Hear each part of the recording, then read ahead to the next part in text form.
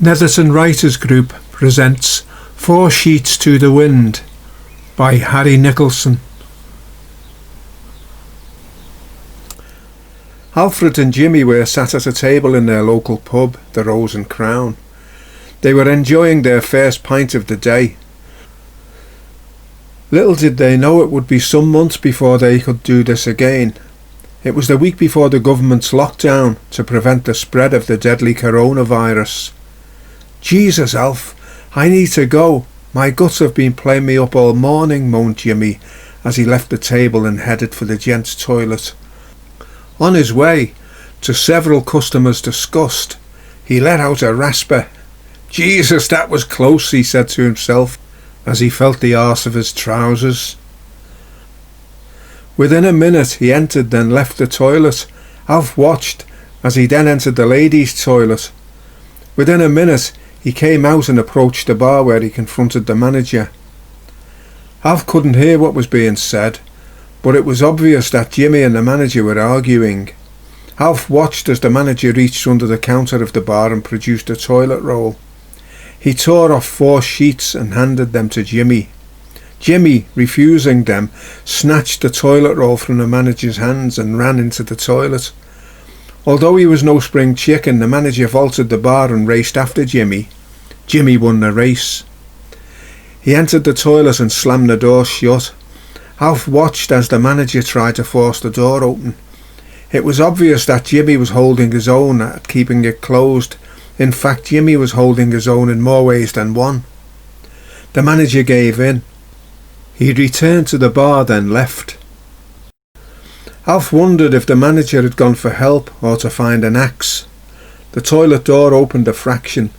Jimmy peeped out, then closed it again. 10 minutes later, the door opened cautiously and Jimmy came out. With no sign of the manager, Jimmy strutted over to the bar and gently placed what remained of the toilet roll upon it. He rejoined Alf. Alf asked, "What the hell was all that about?" Jimmy replied angrily, "I'll tell you what that was all about, mate. I went into the bog and there was no toilet roll. It was the same in the women's. I saw notices on the door. Do you know what it said?"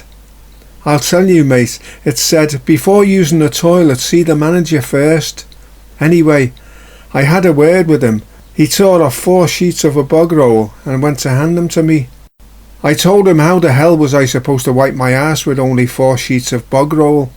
His reason was that because of this virus thingy, people were panic buying and there was a shortage of toilet rolls. People were buying them in bulk.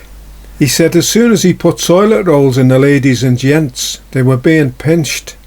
So he was rationing out 4 sheets to each person.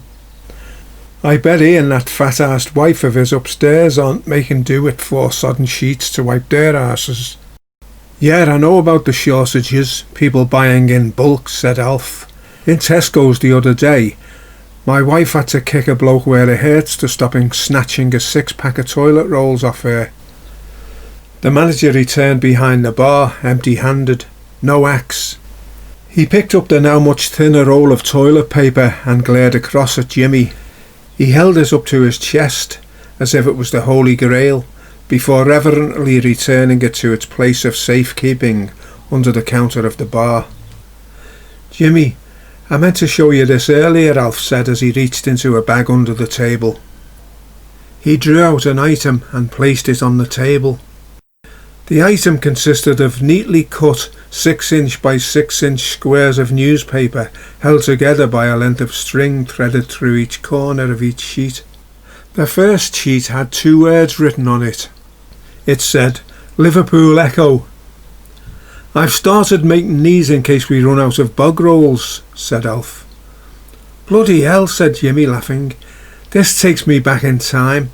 That's what we used to do when I was a kid. Don't tell me we're going back to those days." Jimmy turned each sheet, and knowing Alf was a steadfast Labour member, he began to laugh. "Alf, I bet you'll enjoy wiping your ass on this sheet." Alf looked and burst out laughing. The sheet showed a picture of Boris Johnson. "Oh shit, I need to go again," cried out Jimmy. Can I use these? I don't fancy going another 10 rounds with the bloody manager." Alf, placing his hands on the sheets, said, "They're yours for a £5." He was joking. "Come on, mate, stop pissing about. I'm desperate. I'm prairie dogging," wailed Jimmy.